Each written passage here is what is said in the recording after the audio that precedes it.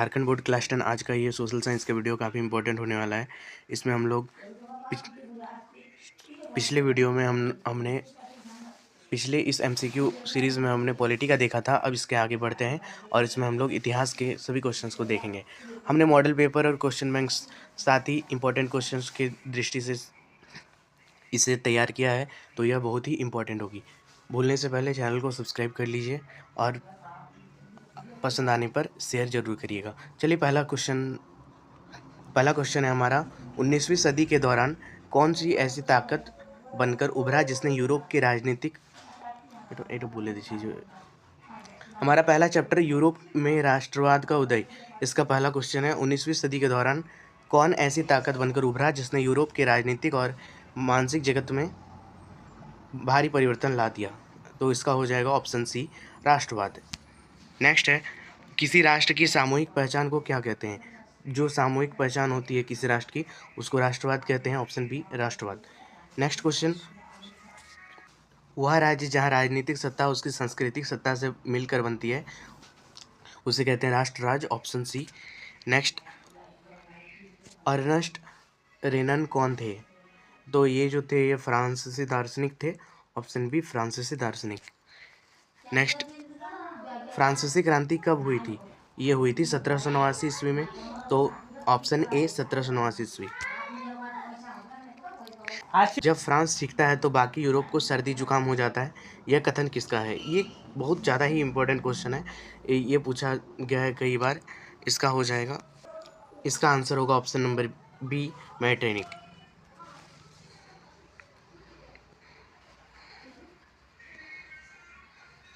Next question, Napoleon संहिता किस वर्ष लागू की गई थी?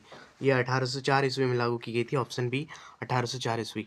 अगला क्वेश्चन, यंग इटली और यंग यूरोप की स्थापना किसने की थी?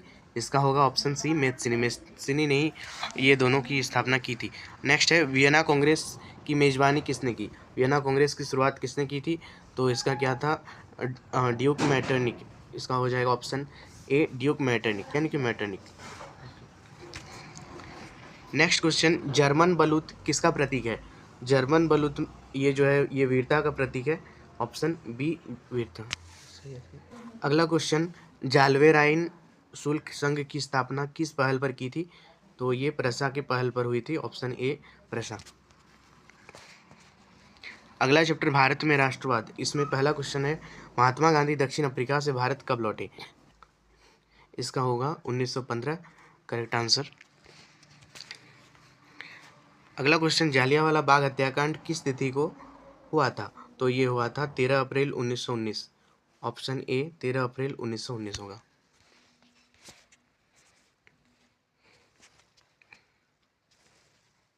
नेक्स्ट, हिंद स्वराज पुस्तक के लेखक कौन है? इसके लेखक है गांधी। Option B, Gandhi. दमनकारी रॉलेट एक्ट कब पारित हुआ था? तो रॉलेट एक्ट जो आए थे ये 1919 में, और जालियांवाला बाग भी 1919 में हुआ था। ऑप्शन बी होगा इसका करेक्ट आंसर। नेक्स्ट, असहयोग आंदोलन का प्रस्ताव किस अधिवेशन में पारित हुआ था? ये हुआ था नागपुर अधिवेशन में। नागपुर अधिवेशन जो कि 1920 में हुआ था। Option A, Nagpur 1920। अगला है, सीमांत गांधी किसे कहा जाता है? सीमांत गांधी कहा जाता है अब्दुल गफ्फार खान। Option B, Abdul Ghaffar Khan.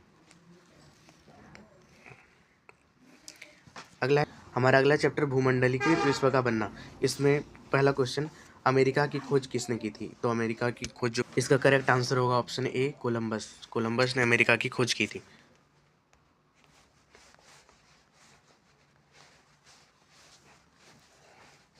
अगला है, रिंडरपेस्ट क्या था? जो रिंडरपेस्ट था ये पशु संबंधित रोग था। ऑप्शन बी, पशु रोग। नेक्स्ट है, G77 विकासशील देशों का समूह है। विकासशील देशों का समूह है, क्यों बनाया गया था? इसे बनाया गया था, इसके पीछे कारण ये था, इसके पीछे कारण था नई अंतर्राष्ट्रीय आर्थिक प्रणाली NIEO।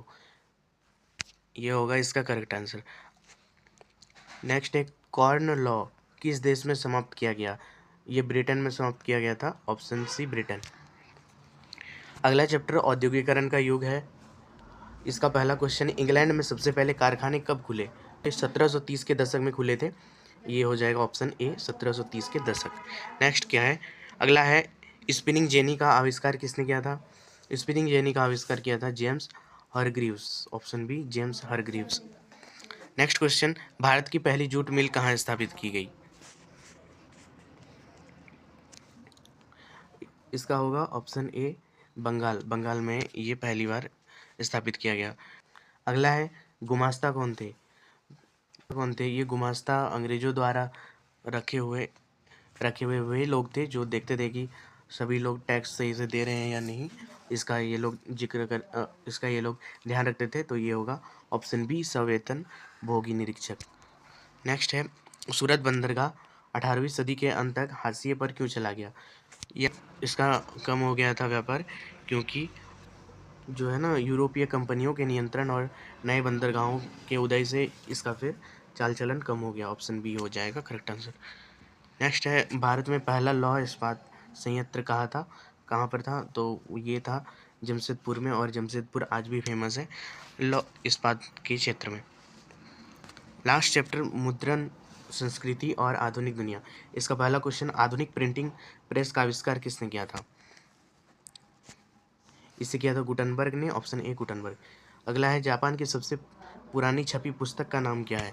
तो ये जो पुरानी छपी पुस्तक आंसर होगा ऑप्शन ए डायमंड सूत्र।